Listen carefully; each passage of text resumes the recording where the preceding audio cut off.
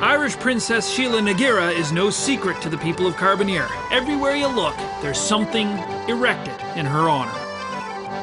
But I want to hear it from the horse's mouth, or at least from the people who live here. And where better to investigate a story of the Irish aristocracy than in a place known, indeed heralded, for the nobility of its denizens? An Irish pub. I'm a faster. Boys, I got a question for you. You ever hear of a girl by the name of Sheila Nagira? Yes, by the Bella Carbonear. What? Really? Yes, a beautiful lady. Princess? Absolutely. Oh yeah, a story of intrigue and mystery and romance on the high seas. No way. What about it? What's the story? Well, around about 1602, Sheila was on her way to France to do some studies. And on her way there, she got attacked by a Dutch pirate vessel. Now, this vessel was then in turn attacked by a vessel under the command of an English naval captain, Peter Easton. She fell right in love with Gilbert Pike, his lieutenant, his first mate. Got married on board the Easton ship going across the Atlantic. Settled right here in Carbonear. You're kidding. That's a terrific story. And you guys, this is very popular. Everyone knows of her, yeah? Everyone knows about it, yeah. She's real. Oh, absolutely. Oh, that's right on. Will you guys excuse me for a second? Hey, Paul. Hey, Jeff. You here looking for information on the Irish princess? Yeah. You know, our submitter, Isabel, believes she's related to Princess Sheila through her great-grandmother, Louisa Pike. Okay, well, I think I'm going to go see if I can investigate the genealogy of Isabel. The first step is to check out Isabel's family history. To do that, I've come to the Carbonear Library. I can see that Isabel is related to Louisa Pike of Carbonear, Newfoundland. In fact, I was able to trace her ancestry back even further, to the early 1800s, where she's related to a Moses Pike and Patience Pym, also of Carbonear. So the question is, can I go back any further?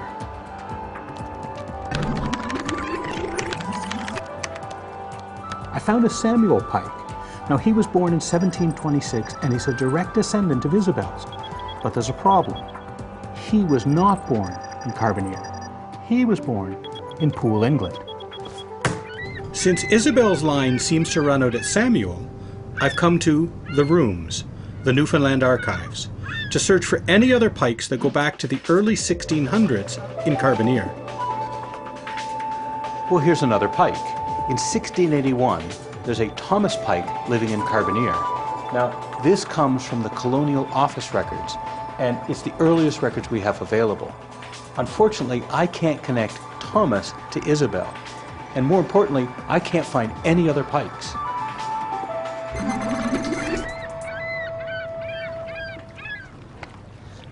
Paul! Permission to come aboard, buddy. Yeah, I don't think that's really necessary. But listen, I checked the records, and what I found is that the earliest pike is Thomas, and he's about 1681. Now that's a long way off from Gilbert in 1602. And more importantly, is it turns out that most of the pikes in this area, they're from Poole, England. They actually arrived sometime in the mid-1800s. This really looks like this legend is not going to hold any water. You know what, Paul? It's become quite obvious to me that you have some sort of bent against Princess Sheila. I don't know what it is. I don't know what you get against her. But I'm not giving up. I'm going to seek an alternative avenue of investigation. Some of the guys from the pub told me about a math dude named David Pike who searched his family tree, and I figure if anyone's going to have an accurate genealogical record, a math guy is a pretty safe bet. David Pike? Yes? Or should I say, Your Highness, I hear you Pikes have royal blood flowing through them there veins. Well, that's what some people say. Some, David? Some, not all. What do you mean? Consider, suppose Gilbert Pike were to have arrived in 1600. Yeah. Suppose that he had 2 sons. Yes. In 25 years. Yes. After 25 more years, suppose they each have 2 sons. Yes. After another 25 years, they each have 2 sons. Copy. By the time we get out to the 8th generation in 1800, there'll be 256 Pikes here. What are you saying, David? There's not quite that many of us here. So no Gilbert Juniors? I don't think so. Thanks. Whatever. At an impasse, I've decided to consult an expert. In this case, Philip Hiscock, a professor of folklore who has studied the legend of Sheila Nagira. Philip. Hey. How are you? Thank you. Thank you so much for meeting me. No problem. I'm on a quest, Philip. I'm looking for some proof that Princess Sheila existed. The legend existed. I'm a folklorist. I do legends, but historically, I don't think she existed. There's no evidence in any of the printed documents, historical stuff, before 1934, so... Okay, well tell me this then, Smarty Pants. If she didn't exist, how come the story still exists? Oh, lots of reasons. She's been a nationalist icon, she's been a feminist role model, and today she's a kind of economic drawing card for tourism and for culture in the Conception Bay area. The biggest reality that she had was in 1958 when this historical romance was written about her. And Joe Wakeham, the guy who wrote the story, he romanced a great deal into the legend of Princess Sheila. In fact, in this book he says that she's buried in a grave in Pikes Lane in Carbonear. Paul, meet me at the Carbonear Cemetery. I got a bone to pick.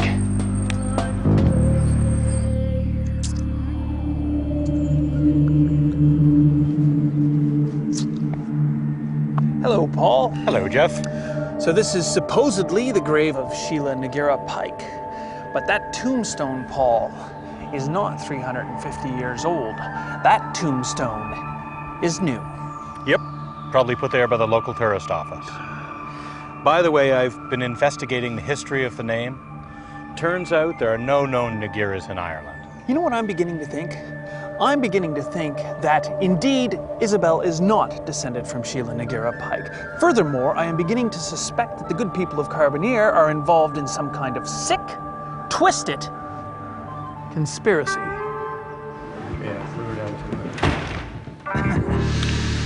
So, I guess we thought we'd have a little fun with the out-of-towner, yeah? Well, boys, we found a couple of holes in your little story.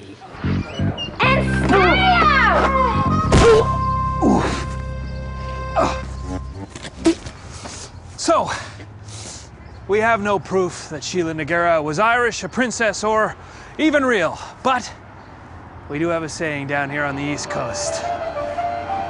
Why let the truth get in the way of a good story?